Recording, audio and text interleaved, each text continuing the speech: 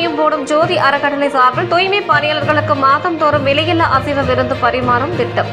தஞ்சை மாநகராட்சியில் சுமார் 300க்கும் மேற்பட்ட தூய்மை பணியாளர்கள் பணிபுரிந்து வருகிறார்கள். நகரின் சுத்தத்தையும் சுகாதாரத்தையும் பேணி நகரை அழகாக்கும் பணியில் உயிரை துச்சமென எண்ணி ஆங்காங்கே தேங்கியுள்ள குப்பைகளை அகற்றுவது, கிருமி நாசினி தெளிப்பது என தொடர்ந்து தூய்மை பணியில் மாநகராட்சி தூய்மை பணியாளர்கள் ஈடுபட்டு வருகிறார்கள்.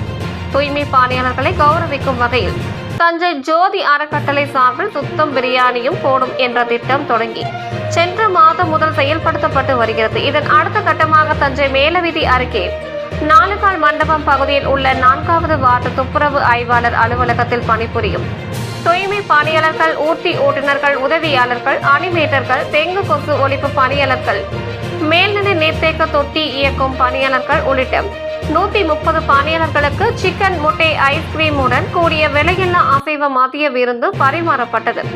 முன்னதாக வெற்றிலை பாக்கு, சீவல், சந்தனம், குங்குமம், பன்னீர் சகிதம் தூய்மை பணியாளர்களுக்கு வரவேற்பு அளிக்கப்பட்டது.